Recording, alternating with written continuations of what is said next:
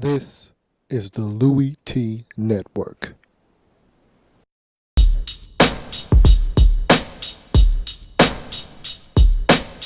The Redskins Report. Welcome, all my Redskin brethren and sistren. I am your man and resident Redskins fan, Lou. Thank you for joining me here on the Redskins Report. So, I'm dressed in all black like the Omen. So you know we took one on the chin. And unfortunately, let me start by saying this. This game for me was big in a lot of different ways. We needed this to climb back into the division. We needed this for a divisional win. We needed this for our psyche. We needed this win for a lot of different reasons. We didn't want to fall to 1-4. But I asked the fellas in the preview of this game, if you watched the video, you know that I asked the fellas to give me everything they had. And I felt like they gave me everything they had from an effort standpoint. This wasn't about lack of effort. And the reason why I'm not that upset about this loss in terms of from a play standpoint is because talent-wise, personnel-wise, we were in this game. We should have won this game. My problem with this performance was execution. Execution from the standpoint of the players, execution from the standpoint of the coaches. And I felt like we were outcoached in this football game. I felt like we weren't disciplined at times in this game. Look, 12 penalties, 104 yards. That speaks for itself. I don't have to elaborate on how undisciplined we were in this football game. That speaks for itself right there. So I don't really need to elaborate on being undisciplined in this game. We really didn't turn the football over. We had one turnover. Robert airmailed it, or I should say two, because he fumbled as well. And I'll talk about that here in the breakdown. I don't need to elaborate on that right now. But what I wanted to talk about at the beginning of this video was we simply were outcoached, and we did all the things necessary to win this football game from a defensive standpoint. But I always say this, you need to win 2 out of the 3 facets of the game if you want to have a realistic shot of winning. And it doesn't matter what 2 out of 3 you get. You just need to get 2 out of 3. Whether it be offense, defense, special teams, offense, special teams, you need to win 2 out of the 3. And in this particular game last night, we only won 1. We won defense. We didn't win anything else. We lost special teams horrendously. That was an abysmal showing by our special teams unit, and it has been all season long. And the bad part is I asked for this special teams unit to step up in this game. I asked specifically for that in the preview for this game. I'll tell you a quick story, and then we'll go ahead and jump into the breakdown of this game. I don't want to keep you here longer than you need to be here. So I was watching the game, and a good friend of the show and a longtime viewer, MP, huge Redskins fan, MP hits me up during the game, and he's not one to intrude on watching the game. And he said, "Hey, pardon me, excuse me, I just had to come with an in-game rant." And he hit me up with a message via YouTube, and he said, "Hey, look," and he had a couple of issues he had to get off of his chest. All I could do was laugh because I knew what he was going through. And one of the points that he hit was one that I've been harping on all season long. Can we get something out of our special teams? For once, can our special teams be special? There is no special in our teams right now. And without Lorenzo Alexander, remember I talked about this all off season long. You know, I've been following the Lorenzo Alexander and Fred Davis and all of those guys that were free agents. I've been following them every day in the offseason, and I was bringing my coverage to you. And I said, hey, we need Lorenzo Alexander back. This is why. And so let's get into the video. But long story short, he hit me up. He was like, man, our special teams unit has been an atrocity for the longest, and it's continuing tonight, and it's going to cost us the ball game, essentially, is what he was saying. And he was right. He was absolutely right. And I asked in the preview for this game, could the special team step up? Now, I asked for Chris Thompson to step forward. He wasn't even active. They put Joshua Morgan back there, and I'll talk about him in this breakdown. Let's get to that breakdown, shall we? As we look at the Week 6 matchup, Redskins at the Cowboys. Redskins coming to the game at 1-3. Cowboys coming to the game at 2-3. Redskins got the ball after the half, which, makes me a happy man. So the Redskins started out on defense in this game. Cowboys got the football first. And 12 yards on the first play, first down for Dallas. And they got a couple more first downs on that drive. And Rack had a nice move to apply a little bit of pressure on one of the first downs. But, great tackle by Perry Riley Jr. leads to a third down, but Witten picks it up. And so they moved the football down. It was an impressive drive by the Dallas Cowboys on that opening possession. It would be their best drive of the game, because after that, the Redskins defensively, and probably much to the surprise of many of you, put the clamps down. And I already knew what Jim Haslett was going to do. I told you in the preview, Jim Haslett is coming with the house. He's going to bring the pressure. I'll talk about that a little bit later, but they found a way to get down the field on that first possession. DeMarco Murray gets in the end zone, touchdown Dallas 7-0. One of those third downs, I want to say the first down of the game for the Cowboys, or the first third down, he picks it up with a gain where he falls right at, and they measure. I believed he was short, but that's nor here nor there. They get the touchdown on about 3 or 4 first downs down the road to get the touchdown. So it's 7-0 Dallas. So we come out with our offense, and this was key. How are we going to come out offensively? They just went down the field, marched down, made it look relatively easy, got 7. Could be a long day for our defense. I highly doubted it. I said the defense was going to settle in. We were going to be fine. They had to work for that touchdown. It wasn't a touchdown that just came easy. It wasn't a bing, bang, boom touchdown type of possession. They had some third downs that they converted. They moved the football. They got it in the end zone. Kudos to the Cowboys. So now what I wanted to see was, how was our offense going to respond to that Cowboys touchdown? Were we going to come out, go 3 and out, kick the ball off, and have it be one of those type of games? Or were we going to come out, execute offensively, move the football down the field, and match that Cowboys touchdown with a touchdown, or at least a score of our own? So we come out, first play, 17 yards to Hank on first down. So boom, right out the gate, good completion. We move the sticks. That feels good to get that first down out of the way on the first possession, and not have the first down of the game for us offensively come 3 possessions into the game. No. Knock it out right now. Boom. Feels good. Robert scrambles for another 17 yards. We're in the no huddle. I talked about that in the preview. I said, man, I'd love to see some no huddle. That was cute against the Raiders. They came out with it right out of the gate. It was in the first 15 scripted plays. You could tell they had worked on it, and that was something that they wanted to unveil early on in this game, and it was working. Jay Reed!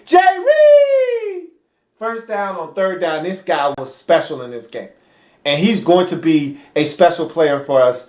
And Jay Reed's emergence on this football team spells the end for one Freddie D, baby. He is officially going to be done at the end of this season in D.C. But Jay Reed stepped up huge in this game. And he had other opportunities. Robert just simply missed him on some opportunities to get this man the football out of space. He's going to be a heck of a weapon for us. We just got to figure out ways and devise schemes to get this man the football in one-on-one situations.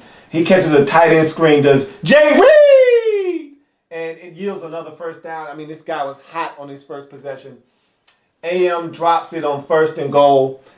Another unsuccessful run, which leads to a quarterback draw, and that yields us a field goal. On that quarterback draw, that should have been a touchdown. It was a great play call. Haven't seen the quarterback draw since last season, when it used to work like a charm for us. Robert might have scored on about 4 or 5 quarterback draws last season. Hasn't scored on one this year. We know why.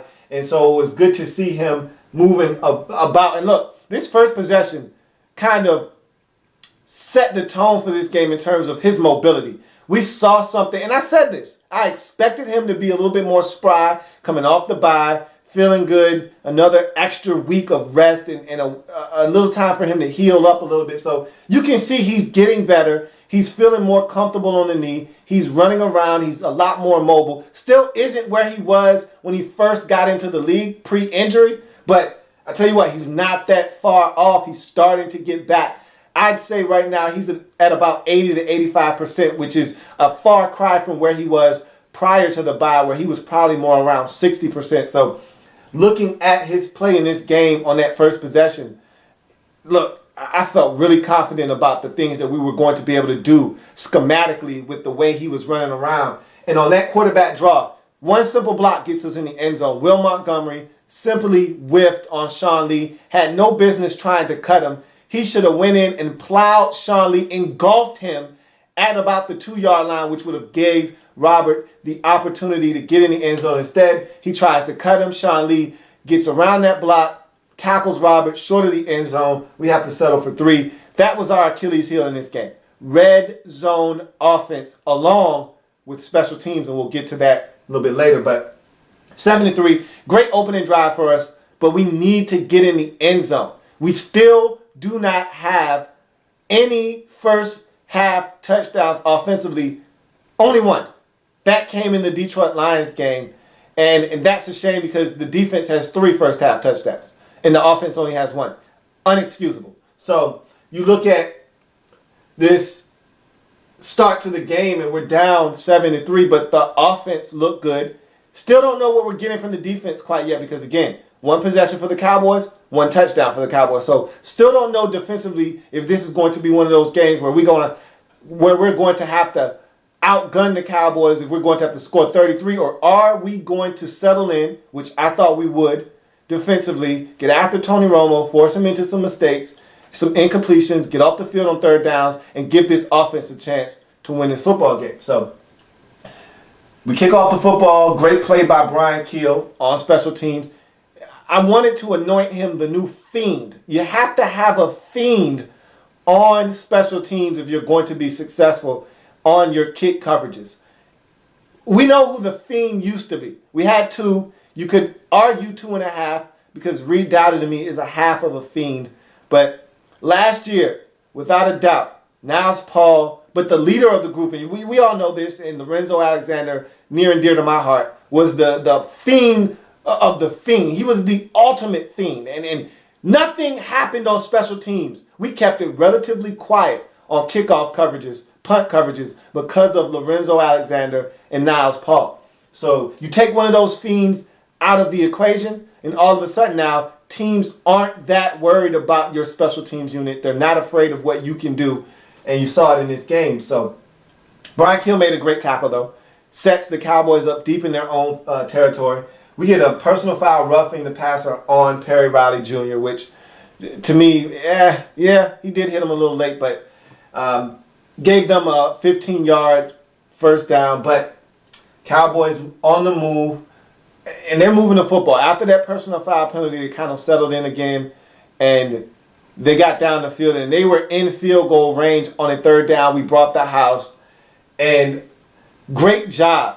Ball is deflected by Josh Wilson on the blitz. He gets his hands up. He's aware because if he doesn't, it's an easy completion to Cole Beasley. Could even go for a touchdown. Instead, Wilson deflects the ball in the air, and what do you know?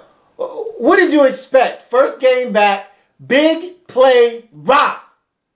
Johnny on the spot, pick. We got the football. Romo and the Cowboys are off the field. Scoring opportunity thwarted. We got the football now. So we get the football 3 and out after a Garcon wide receiver screen and a Morris run yields us a first down. We go 3 and out afterwards. So we punt the football. But what we just did was we took points off the scoreboard for the Cowboys and we flipped the field position. Now, if they want points, they got to go another 70 yards to do so. Great move by us to not only take points off the board, but flip the field position as well. So, boys catch a break on a bogus call. Oh my stars. Look, it's 7-3 early in the football game. We need something to give us momentum. We just got to pick. It'd be nice if we could get something to jumpstart this offense. And here was the opportunity right here. Ball bounces up on a punt. It hits B.W. Webb, one of the gunners. And he got blocked. Jerome Murphy blocked him. But it wasn't, the rule is set up so that you can't take a guy who is just standing around and forcefully throw him into the football. That's why the rule is set up the way it is, which is a good rule. You know, you don't want to be trying to get away from the ball and a guy comes out of nowhere, blasts you, knocks you into the football. But look, B.W. Webb was trying to engage. Jerome Murphy pushed him. And this is the kicker for me. That ball, whether Jerome Murphy touched him or not, because B.W. Webb had no idea. He was oblivious to where the football was. Whether he touched him or not, that ball was going to kick up and hit him in his butt anyway. Whether Jerome Murphy touched him or not, that ball was going to hit him. And so that should have been a turnover. It should have been Redskins' ball. Reed Dowdy recovered it. It should have been our rock at around the 20, 25-yard line, 1st and 10, looking to get points. Instead, bogus call by the officials. They said it wasn't a recovery. There was no fumble because he was forced into the football. Bad call, bad call, bad call. Nonetheless, look, it is what it is. You can't cry over spilt milk. Get up. Let's see what we can do defensively now. D. Hall almost gets a pick as he throws an outbreaking route to Des Bryant. D. Hall was fabulous. Absolutely fabulous. He always plays some of his best football versus Dallas and Des Bryant. He stepped up to that challenge once again in this game. Kudos to D. Hall for getting it done. And I had to note, Has continues to blitz, forces Cowboys to punt. I told you Has was going to unleash his blitz mode on these guys. Look, I already told you, there's one thing that I can count on, and I love Jim Haslett. You say what you want about Jim Haslett, okay? There's times when I don't agree with him bringing pressure. Against quarterbacks like Aaron Rodgers, when we did it in week 2, and some of those quarterbacks, you got to be a little bit more careful and a little bit more strategic in how you bring the blitz against those guys. Okay? In 2 weeks against Peyton Manning, you can't just come after Peyton Manning like we did Tony Romo. Some guys can handle it, other guys not so much. But against the Cowboys, and for the most part, every week, Jim is going to bring the blitz. And that's why I love Has, because I know if I'm going down all my guns blazing. If you're going to beat me, you're going to beat me doing the one thing that I do all the time, which is blitzing. And if you beat me, fine, you got me. But I will not, I repeat, I will not sit back on my heels and allow you to have 3- and 4-man rushes, dropping 8 and 7 guys in coverage, in soft zone coverage, and allowing you to pick me apart. Won't happen. Not on Hazard's watch, and that's why I love that guy. And he was blitzing in this game, and he was forcing the issue, and Tony Romo was not handling the pressure. A lot of his throws were behind receivers. It was low, hitting the ground, and so we were getting off the field on 3rd downs because Haz was sending the pressure after Romo. So big on Hazard's part to continue to send those blitzes and have guys in positions to make plays. Joshua Morgan, straight, cold, tripping on punt return. He caught a punt, and he had already made up in his mind, I'm returning this. Whether a guy is bearing down on me or not, I'm returning this, no fair catch. And luckily enough, the guy that was coming down on return was thinking that, hey, this guy isn't dumb enough to not call a fair catch, so I'm just going to slow down. If it was Niles Paul bearing down on him, he would have got his block knocked off, helmet would have came off, mouthpiece would have went that way, chin strap would have went that way, ear hole would have went that way. Because Niles would have went and tried to decapitate him. Luckily enough for him, the Cowboys gunner was a nice guy. And he got lucky because he's got a fair catch that. He was trying to get obliterated on that play. Anyway, after holding, which set us up 1st and 20, Garcon twice for a 1st down on 3rd down. So we hit Pierre Garcon on 1st and 20 for about 17. Then we hit him again for about 11 on 3rd and 3. Picks up the 1st down. Griffin, under duress, almost throws an INT. And this is the thing that bothers me still with Robert. And they talked about it in the game. They talked about it on the telecast. He's a one-read guy. He's a first-read quarterback, which means He's really not trying to go through second and third progressions. He doesn't do that very well to me. Yeah, he's not a guy that scans the field and looks for a mismatch or looks for the open receiver. If his first read is Pierre Garçon on a 15-yard dig route, that's where he's going with the football. Whether it's two defenders there or not, that's more than likely where he's going with the football. Instead of checking it down to Roy Halou in the flats or checking it down to Leonard Hankerson on a 5-yard stop that's wide open, he'll force it into that 15-yard dig route off a play action fake. And it's frustrating because guys are open. I'll give you an example. You know what? I'll wait for that example. We're going to get to that play a little bit down the road. But on this particular play where he almost threw this pick, the pressure was around him. He had an opportunity to climb the pocket and get out of there and run. For some reason, he does not want to run to pick up first downs and run. If it's there, run. Use your legs. Put pressure on the defense. It'll open up things for you in the passing game later on. Run! Instead, he stays in the pocket while it's collapsing. The pressure gets to him while he's throwing. He can't step into the throw. He sails it and almost gets picked up. So we punt the football. And it's an 8-yard return.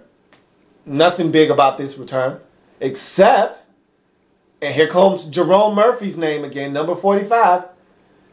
He is flagged for an illegal shift on the punt. Apparently he moved, didn't get set for a second. So we have to punt again. Cowboys elect to move us back 5 yards and make us re-kick. At this point, the smart thing to do is to kick the ball out of bounds. Do not kick the ball back to Dwayne Harris. This guy is highly corrosive and explosive. Do not kick this man the football again. What do? We kick him the football again, and this time Sav says, hey, since we're back 5 yards further, I'll put a little extra on this one. Just a little extra, which allowed him to outkick his punt coverage, give Dwayne Harris the football with plenty of space, and gives him a two-way go. He can go left or right. If you're going to kick it far, you need to pin him toward the sidelines. He didn't do that. So he catches it at around the 14-yard line. Off to the races he goes. 86 yards later, he's in the end zone. Touchdown. 14-3, folks. And the defense really hasn't done anything wrong in this football game. And so that was a tough one to swallow. But it's okay. Things like this are going to occur. Got to be able to weather the storm. So it's 14-3. Coaching-wise, bad mistake. And the special teams coach, Keith Burns, on that play was flagged for a 15-yard unsportsmanlike conduct penalty because he's on the white on the sideline and he's not supposed to be. So not only is your special teams unit underperforming, not only are you guys not getting it done and you're not getting it done as a coach, you're in the way. Get out of the way, man. So he should have been instructing Sav Rocker to kick that out of bounds. No reason for that punt to even have a chance to be returned. Even if that's kicked out of bounds at the 30-yard line, you'd much rather take that than an 86-yard return. So that whole situation botched by the special teams coach and the special teams unit. So we get the football back, and Santana Moss starts off the drive with a 15-yard screen, then an 8-yard pass to Halou on the screen, and it's the 2-minute warning. So we're getting something going. Feels a little good to try to get some points before the half. Then Jay Reed on a 26-yard catch and run. And at this point, we got 2 timeouts, and it's 35 seconds left on the clock after the catch and run by Jay Reed. And I'm saying, man, timeout. I'm yelling, timeout. So to me, this is elementary. This is a foregone conclusion. You call one of your 2 remaining timeouts after that big game. It's a 26-yard gain. You're asking your linemen and everyone else to get down the field. You just burn a timeout. Talk about how you're going to use these final 35 seconds to get into the end zone.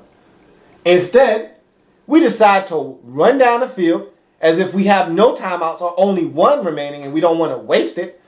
So we run down the field, waste 20 seconds off the clock. By the time we run and play, it's 15 seconds left on the clock. Incomplete pass. Now we got 2 timeouts and 15 seconds. But at this point, 2 timeouts don't serve you that well with only 15 seconds remaining. At that moment, time is of the essence. Time is more precious than your timeouts at that point. Use one of them. We didn't. Cost us 20 seconds, and really, it cost us any kind of execution down the stretch. We throw another pass. Now it's 9 seconds. And guess what? You still got 2 timeouts left. What does 2 timeouts do you? What good does that do you at this point now? You should have used one already. So now we decide to ice a timeout to make sure that everyone's on the same page, just so we could come out and run a quarterback draw. Really? Really? We had time for one last shot to the end zone, and you want to run quarterback draw. Frustrating. That is as bad as clock management can get. That's as bad as it gets right there. You won't see a worse handling of the last 2 minutes of a half than that. You can't handle 35 seconds any worse than that with 2 timeouts. And that's been the Redskins' MO since Shanahan has taken over. Bad clock management. And another opportunity for us to try to get in the end zone. We squander that opportunity, have to settle for a Kai Forbath field goal. He knocks it home. It's 14-6 going into the half. So we come out of halftime. Great opening drive to start the second half. Robert run. We get a personal foul tacked on by Barry Church, tackling him out of bounds. But we only muster a field goal.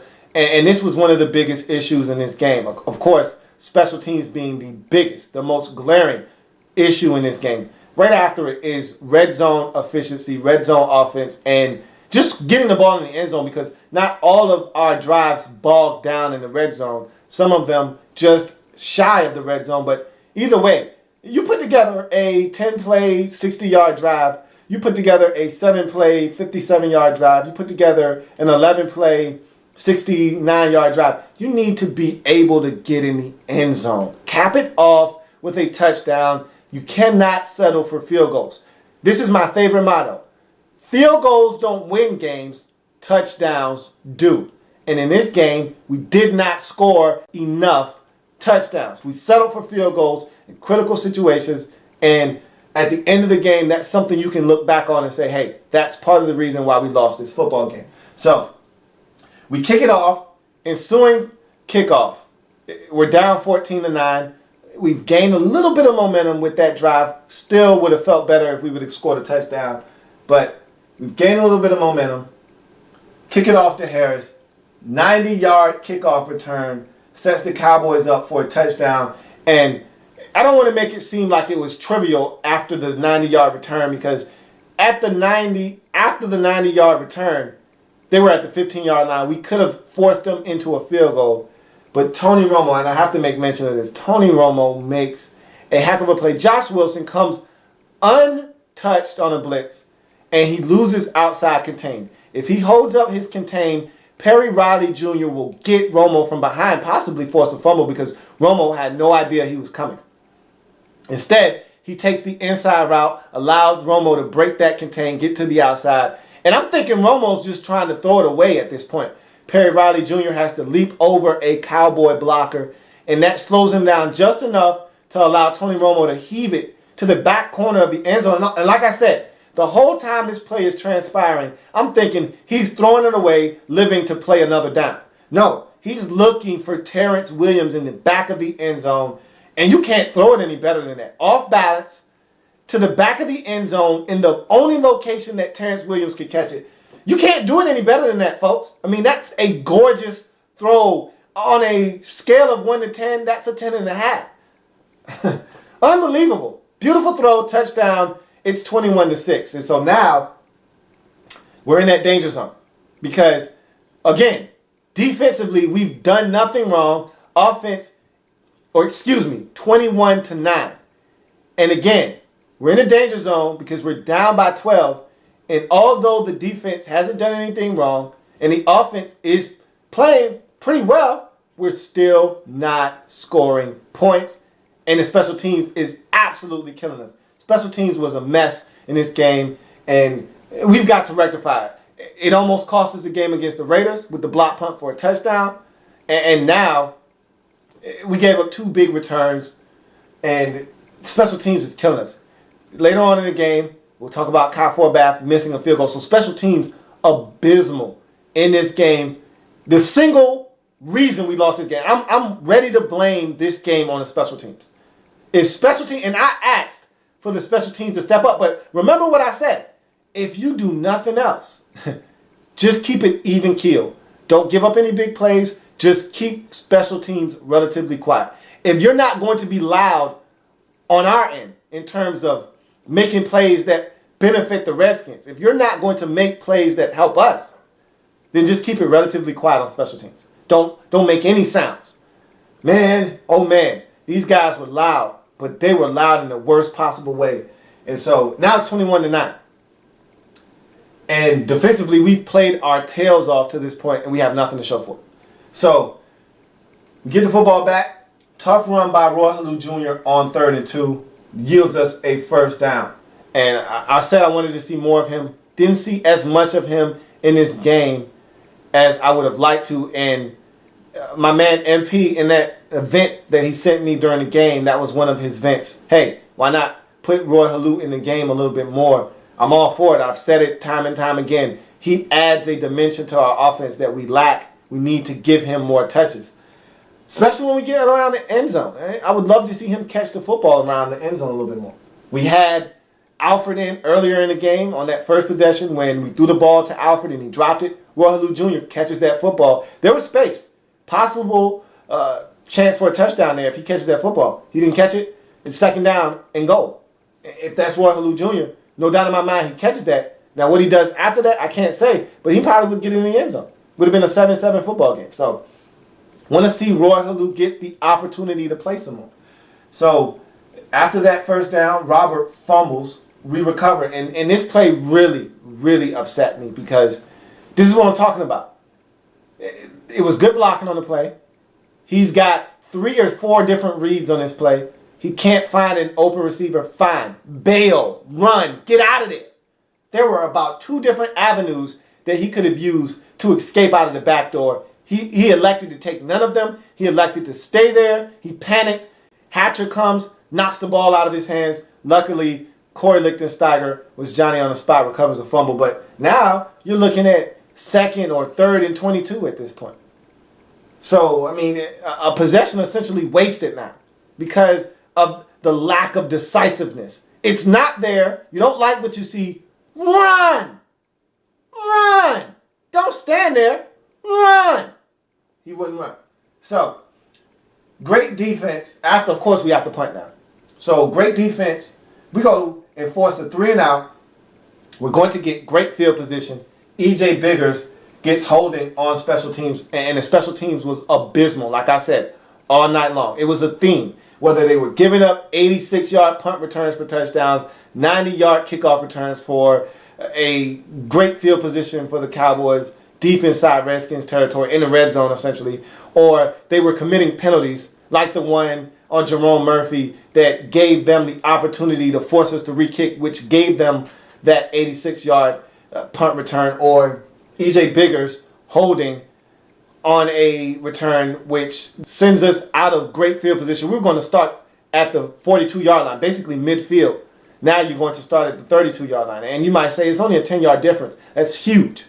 Because when you're struggling to score touchdowns, 10 yards can be the difference between you getting a touchdown and you having a drive bogged down at the 17-yard line, which it happened to us several times in this football game. So special teams and penalties killing us all day in this football game. Another Robert Griffin III run. We get a personal foul. Barry Church again. This time he hits him in the head. This one was a questionable one, but I'll take it. You know, I'm not afraid to take any gift you want to give me. Send them all this way. I'll take them all. So 15-yard personal foul penalty leads to an AM 45-yard TD run. Now it's 21-16. This defense is playing football. We're getting after Tony Romo. Cowboys aren't sustaining offense. DeMarcus Ware is out of the game. So is DeMarco Murray. We've got all the momentum. Alfred just ripped off a 45-yard run. Now we're running the football. The defense is playing. They got guys banged up. They're hurting on the defensive line. What more can you ask for? everything in terms of Uncle Mo on our side. Uncle Mo has popcorn. He's got a beverage. He's on our sideline. Man, he's living it up. He's on our side. It's great right now because you feel like if we can get one more stop, we're in control of this game. And what do? Sacked by Perry Riley Jr. And I got to give credit to Rack on that sack because he forced the issue. He forced Tony to step up in the pocket, which led him right to Perry Riley Jr. That sack forces a 3-and-out, and I had to note this again. Has relentless with the pressure. We were sending corners, we were sending safeties, we were sending linebackers, you name it, we were sending them. They were getting home, and it was a sight for sore eyes. I've been waiting for us to get to the quarterback with pressure, clean on blitzes. And we did it in this game time and time again. And not only did we do it, but we covered on the back end of those blitzes. We were around, and it was just a beautiful sight to see this defense getting off the field on third downs. And what more do you want?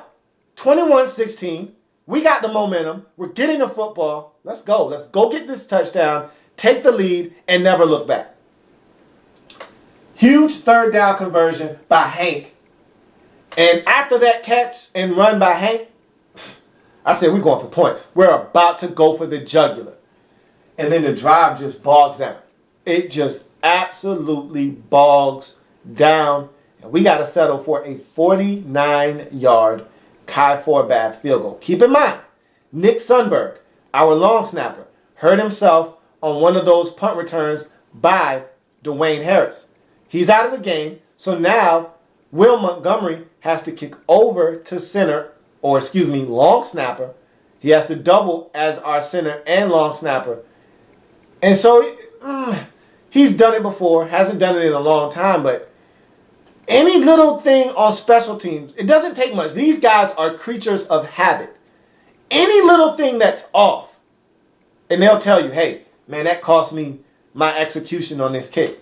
And what do you know? Our guy, Kai, my guy, your guy, our guy, Kai, misses a 49-yarder. Snap was a little high. The laces were down. He got it down. South Rocker put it down. Laces were out. No excuse. Make the field goal. He misses it. And to me, that sucked all the life. Uncle Mo went from eating popcorn and sipping on a nice cold beverage on our sideline to handing that beverage off to Mike Shanahan, giving the popcorn to Cal, and walking straight across the field to the Cowboys sideline.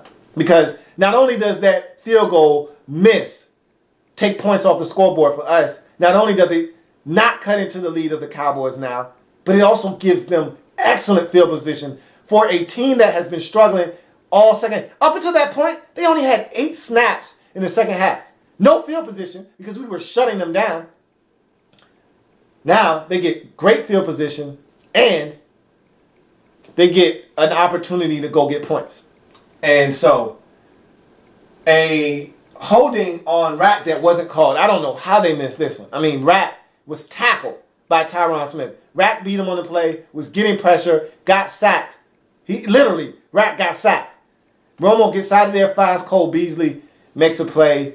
Cole Beasley runs up the field. The next play, they hit Des Bryant. Next thing you know, they're in field goal range.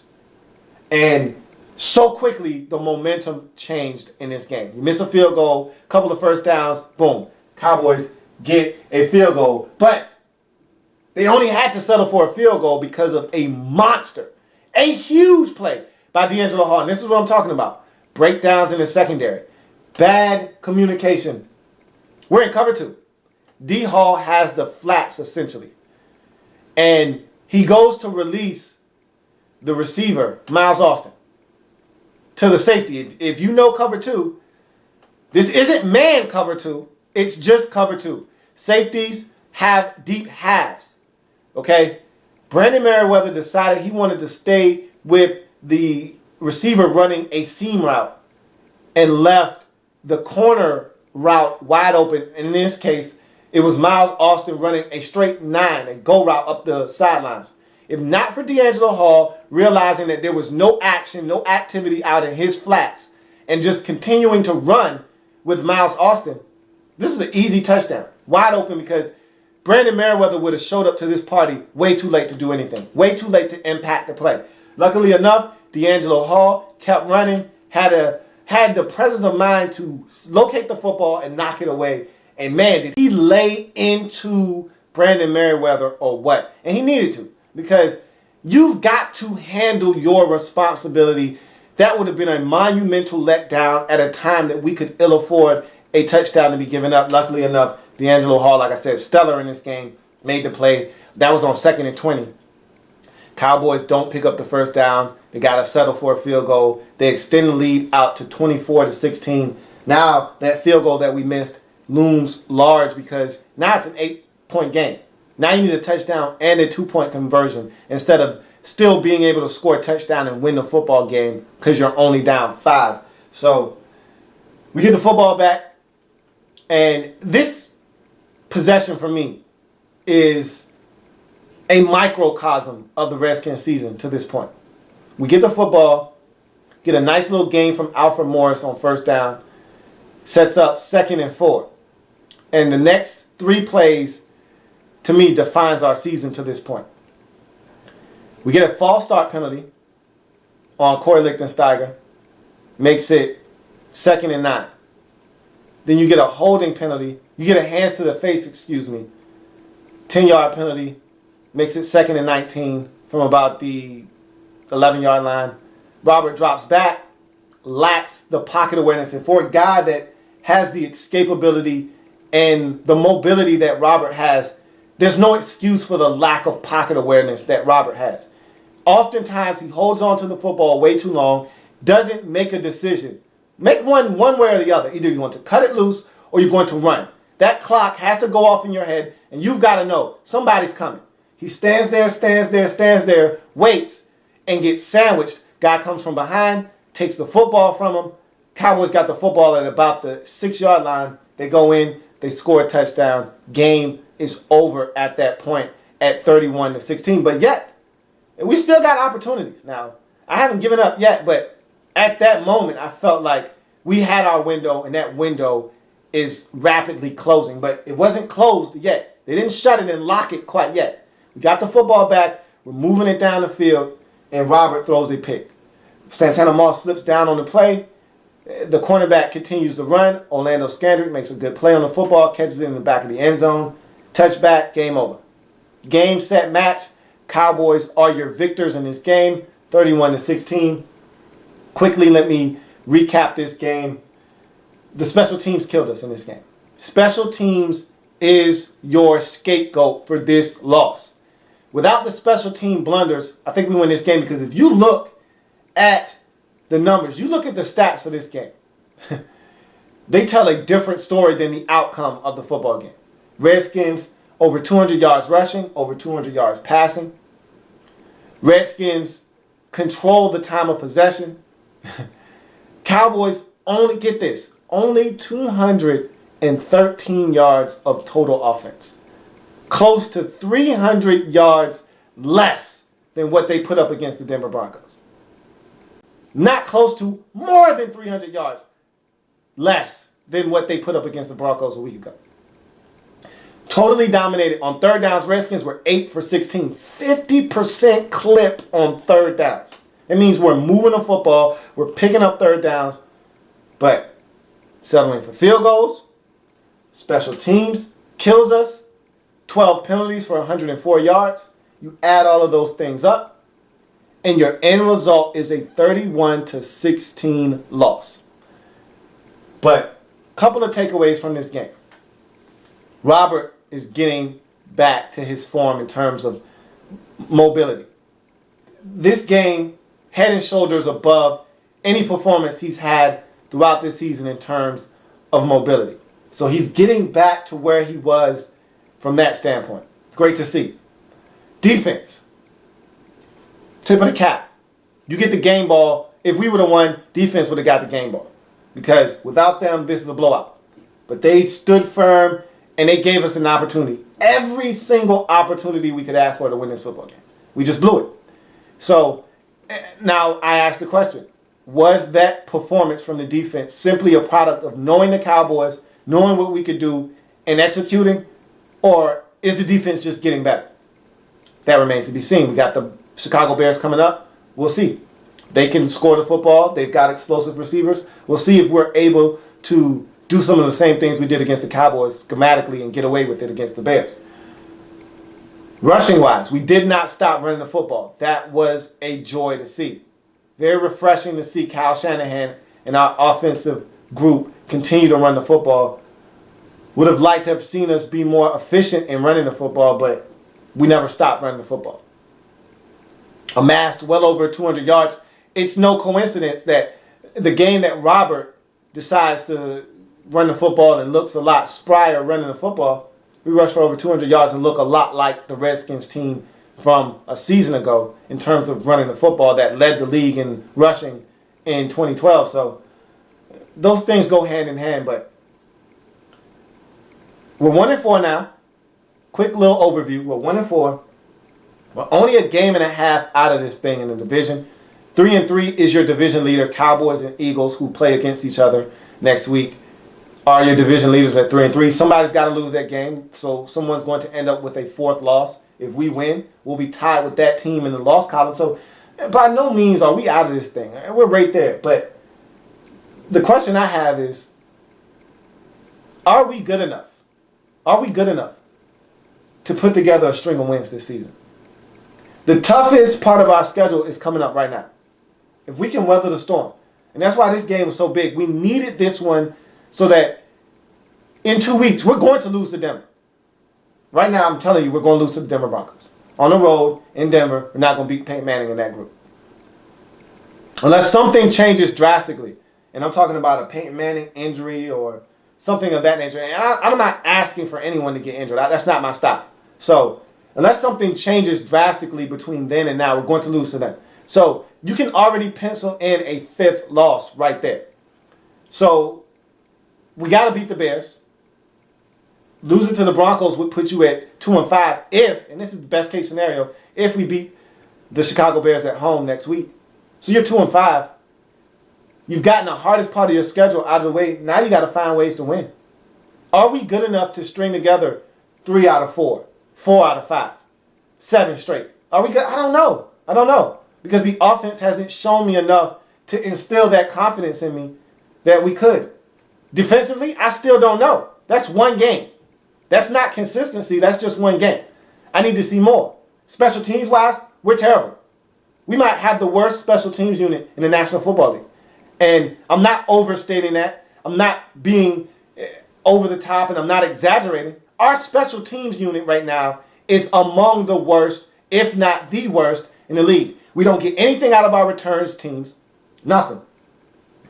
We've had a punt block for a touchdown. We've given up a kickoff return for a touchdown. We've given up a punt return for a touchdown. Or we gave up a kickoff return for 90 yards, which led to a touchdown. So we're not getting it done. We're not getting it done on special teams whatsoever. And so that has the propensity and the potential down the road to cost us another game or two if we're not careful. And so I haven't seen enough to feel like, hey, we're going to make a run at this thing. Am I giving up? No. Do I still feel like we're going to be NFC East champions? Yes. I feel like we still can be. Because if this division wasn't as bad as it was, I would not think that we would have a shot. But because everything is still right there in front of us, we got 11 games to go.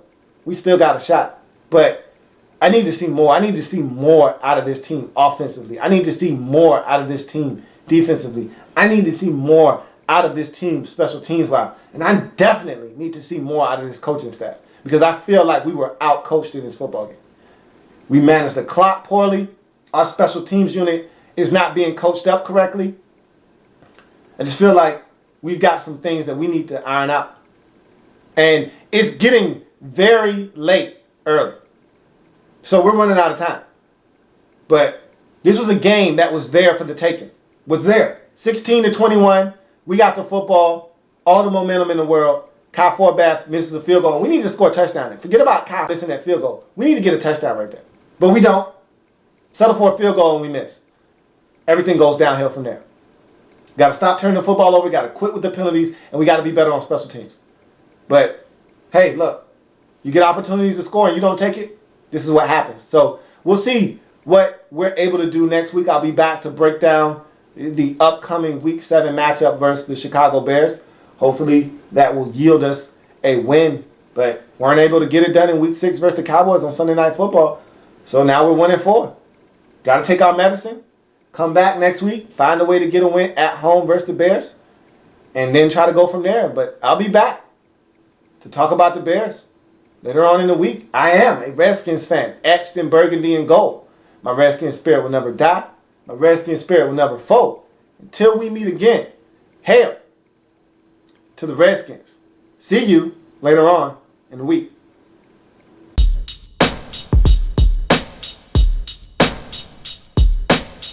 The Redskins Report.